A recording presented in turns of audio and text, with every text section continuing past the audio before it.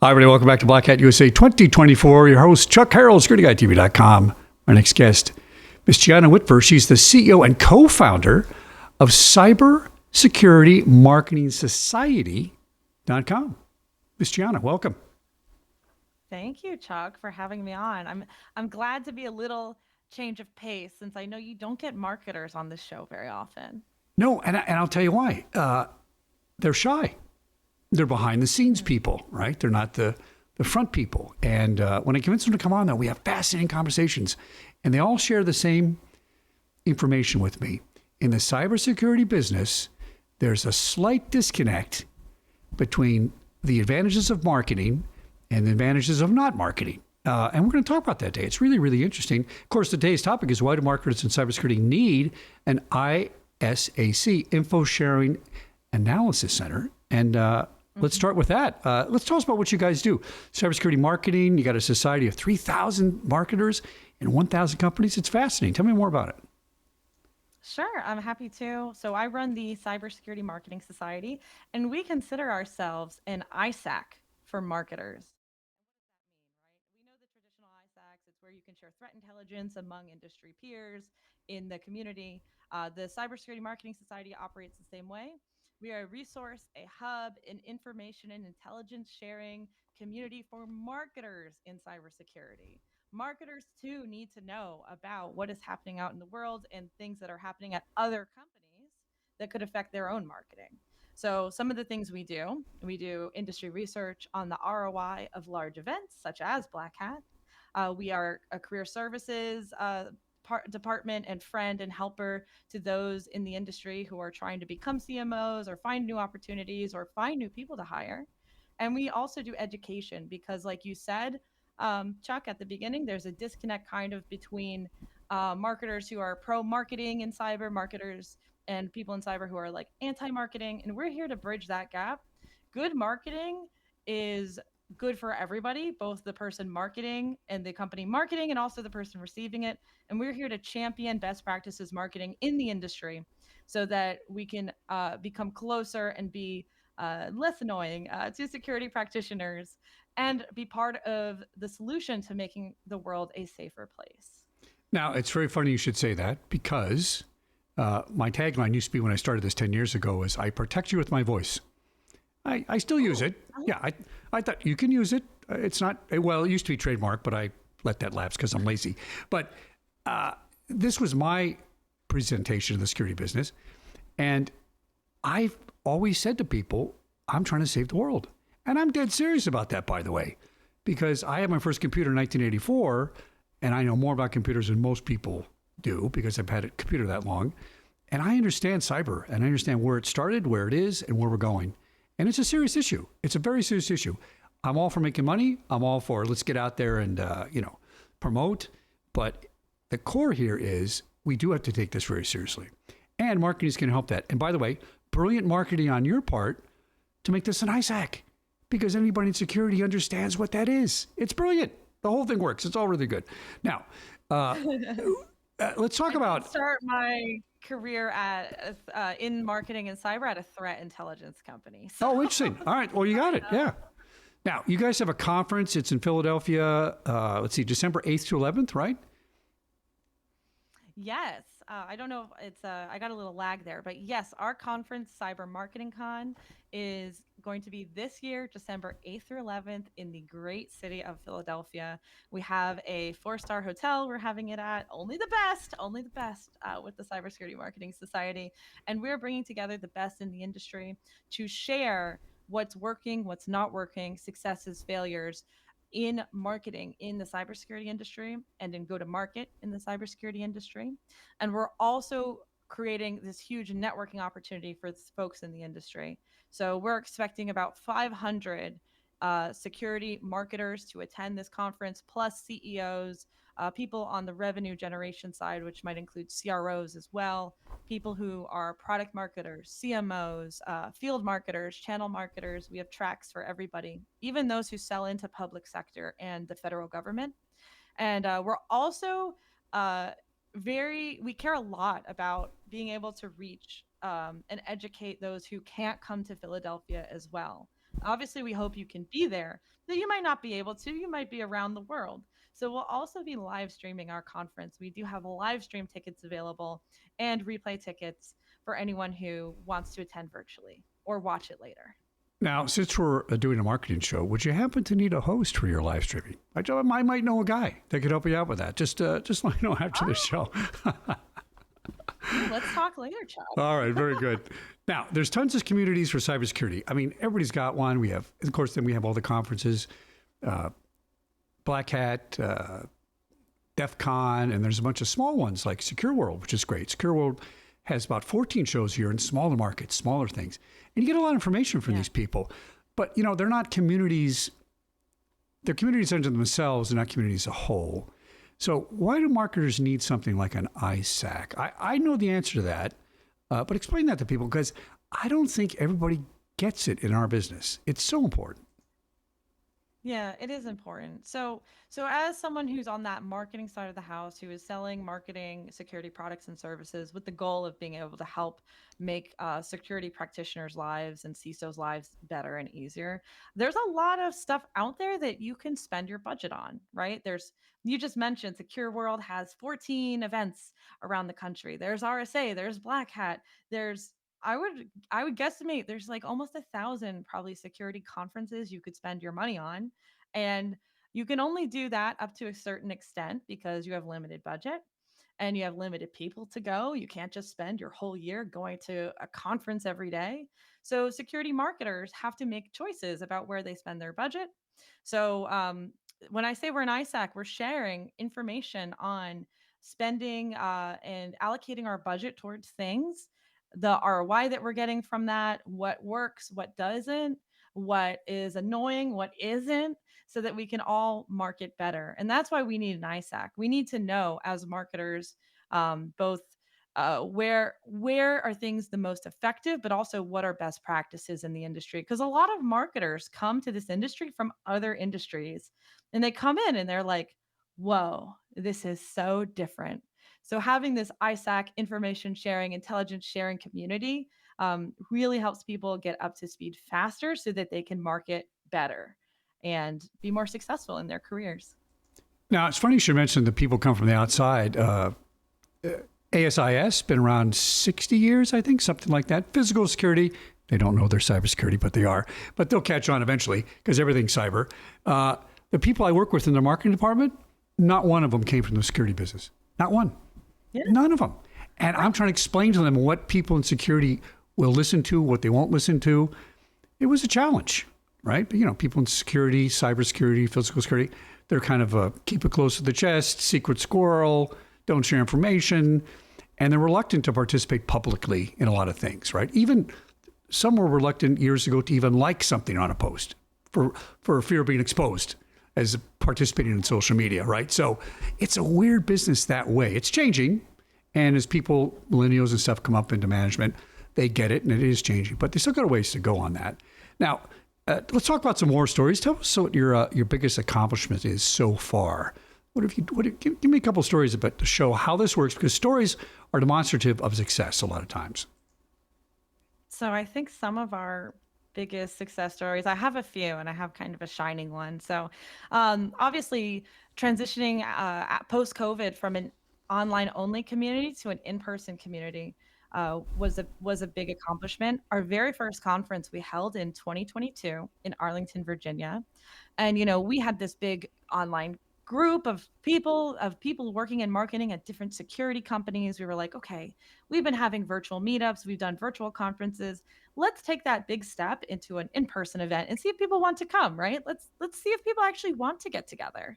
And we thought there would be 80 people who attend, and 218 people came. And that's when we knew we really had something that was helping a lot of people, because people would put their lives on hold to come to a conference. You got to say, I'm not going to work that day. I'm not going to be with family. I'm going to go to this instead, this networking experience, and meet people who I know from the internet but have never met before in person. The second, I think, biggest accomplishment I have is it's kind of a rolling one, but every couple of weeks I get a message from someone saying, I got a job from your community. I met someone in there who offered me a job or connected me to someone who offered me a job. And as you know, Chuck, the job market's tough right now, especially in tech. And to be able to help people, to have helped hundreds of people with their careers in this industry is my shining, I think, my biggest accomplishment. Well, I think it's fantastic. What I do, and I started this 10 years ago, I used to walk around to security conferences, physical security back then, and had a GoPro Mhm. camera. And I'd walk up to a booth and say, I'd like to interview you about your product. And they go, blink, blink. Why would you do that? What are you talking about? And I got this look on their face of, I have no idea what this means, but let's try it. And some of those people are still with me. We do things every year together, and they get it.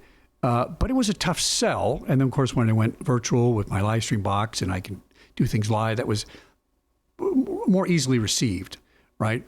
So in my biz, it is about network. I have my own network, right? I have 30,000 people on LinkedIn that follow me. I post videos. I've done 3,000 shows.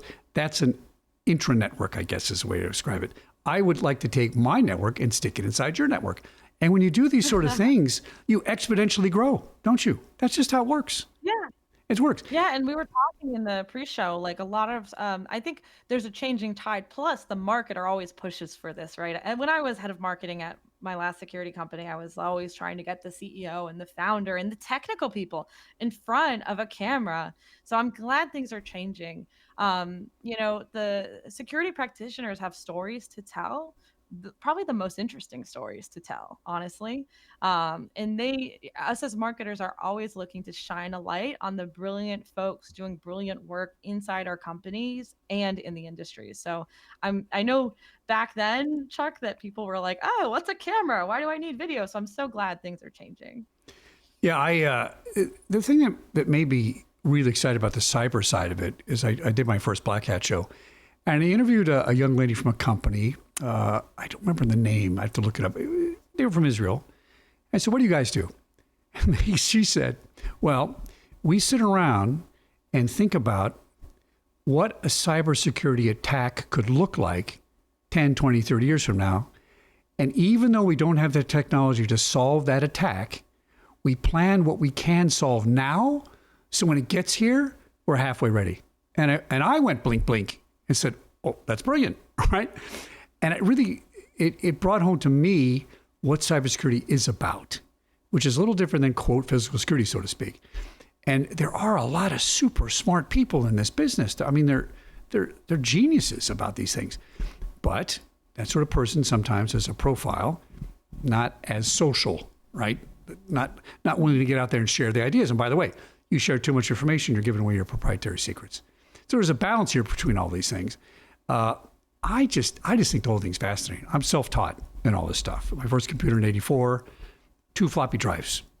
Gianna, I had to buy a hard drive. It cost $1,200 for a 25 megabyte hard drive. That's how long I've been around. And you say DOS, and people say DOS. What's that? I mean, you know what I'm talking about, right? So tell me what the resistance is, because I know you see resistance, and you saw it in your previous job. What do Yeah. you think is it simply not understanding the acronyms?